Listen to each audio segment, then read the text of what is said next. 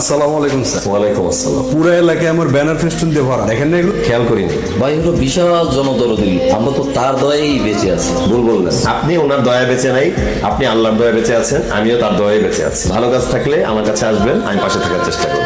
তেলবাজি করার জন্য আমার কাছে আসবেন।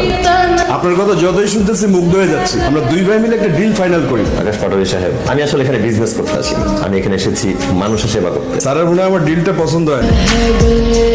একা নাকি? তোকে বলবো একা নাকি? এই প্রপার্টিগুলো আমাদের ডিস্টার্ব করতেছে। কান ধরো, তোমরা তিনজন কান ধরো। বলো এই কাজ আর জীবনে করবো না। স্যার এই কাজ আর জীবনে করবো না। মেয়েদেরকে সম্মান করা শিখো, তাহলে পুরুষ হিসাবে তোমাদের ব্যক্তিত্বের বহিঃপ্রকাশ ঘটবে। মানুষকে অসম্মান করে কখনো বড় হওয়া যায় না, মানুষকে অসম্মান করে মানুষ ছোটই হয়। এদেরকে সম্মান করা পুরুষ মানুষের দায়িত্বই না। আমার কথা বোঝা গেছে? জি স্যার, বুঝতে পেরেছি স্যার। জাস্ট দৌড়াও, ভাগো, যাও। আমি আকাশ পাটোয়ারি এলাকার উদীয়মান নেতা। আপনার সাথে আমার পরিচয় আছে, আমি আপনার নাম জানি, আপনি আমার অফিসে দেখা করতে আসবেন। এত কথা শোনার সময় আমার না। আপনি যদি এখনই বালু উত্তোলন বন্ধ না করেন, তাহলে কিন্তু আমি অন স্পটে লিগ্যাল অ্যাকশন নিতে বাধ্য হবো। বালি উঠানো বন্ধ কর। আকাশ পাটোয়ারি সাহেব, খুব সাবধান থাকবেন। আপনাকে আমি আনঅফিসিয়ালি লাস্ট ওয়ার্নিং দিচ্ছি, এর পরের বার অফিসিয়াল লেটার পাঠাবো। ভালো থাকবেন। আমার ছোট জায়গায় কোনো ছেলে নাই, দুইটা মেয়ে।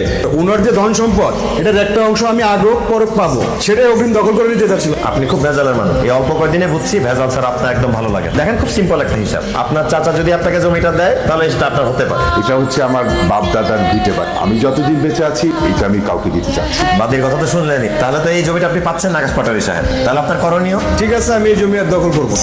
আমি আশা করি আপনি আকাশ পাটোয়ারি সাহেব, আপনার চাচা মিজান পাটোয়ারি সাহেব, আমি মনে করি যে আপনারা দুজন একত্রে বসবাস করলে সেটা উত্তম হয় এবং আপনারা একত্রে বসবাস করবেন। ঠিক আছে, আমার ওই যে কনস্ট্রাকশনের কাজ চলতেছিল, ওগুলো সব বন্ধ করতে বলতেছে। এই চল।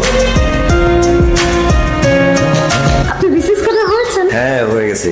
এই খবরটা আসলে তোমাকে পৌঁছানোর জন্য অনেক চেষ্টা করছিলাম, তোমাকে অনেকবার ফোন কল দেওয়ার চেষ্টা করছি, কোনো সংযোগ পাই নাই। পরে আল্লাহকেই বললাম, আল্লাহ তুমি এই খবরটা তিথিকে পৌঁছায় দিও, আমি অ্যাটলিস্ট তিথির স্বপ্নটা তো পূরণ করতে পারছি। বিসিএস ক্যাডার হয়েছেন, এটা তো তেমন কোনো স্বপ্ন না। এখন আপনাদের মতো অনেক সাবেক বিসিএস ক্যাডাররা আমার হাজবেন্ডের অফিসে জব করে, আর আমার হাজবেন্ডকে স্যার বলে সম্বোধন করে।